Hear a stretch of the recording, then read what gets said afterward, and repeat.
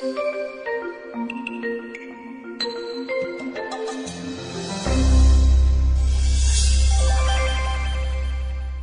and welcome to our next episode in leadership training.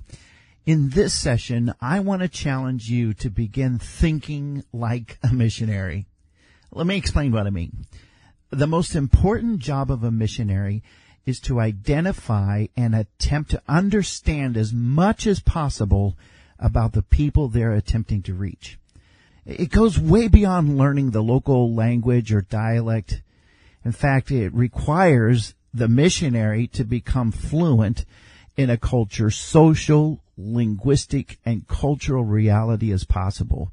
It means we learn to express a group's hopes, objections, fears, and beliefs so well that they feel as though they couldn't express it any better themselves. It means that we actively listen to the questions that are being asked and give an adequate answer in return. Let me give you an example. Let's say that you move to Oberlin, Kansas, the town where I grew up. You're sitting around the table having coffee with a group of businessmen, and they say, "We need rain." You nod and agree.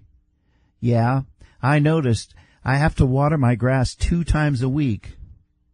Well, I'm sorry to say you've completely missed the point. In Kansas, rain is everything. An extended period of time without rain could mean crop failure.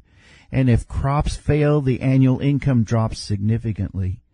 And if the primary source of income for the entire population of a small farm town goes down, business gets bad really quickly. For a Kansas farmer, rain is everything.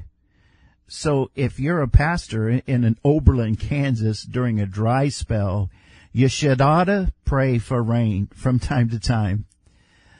Paul was a master at this. If you read the book of Acts, you'll see that he was kind of the master chameleon. When he was in Greece, he used the language and mental images that Greeks could identify with. And when he was hanging around his Jewish friends, he adapted as well. And then when he was with his Hellenistic Christian friends, again, he changed his whole approach to ministry. His language and his culture completely changed so he could relate to that community. So when we think like a missionary, we really have to shed some of our own personal preferences and determine to live with a bit of discomfort.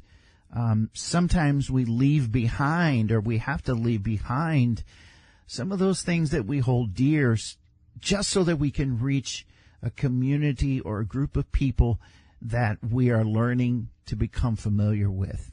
We bring with us our own culture, our own worldview, and our own set of beliefs, and we'll bring our own set of preferences. We have our own memories of what we would call the good old days, and so on and so on.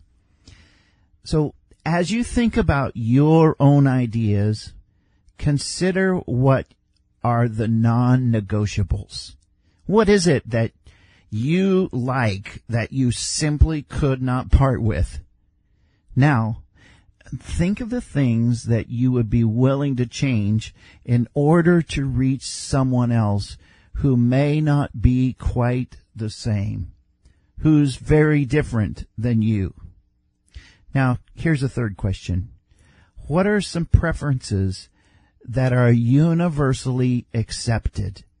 In other words, what can we bring to the table that we're fairly certain almost everyone would agree are important and invaluable? What does this mean to you when you consider thinking like a missionary?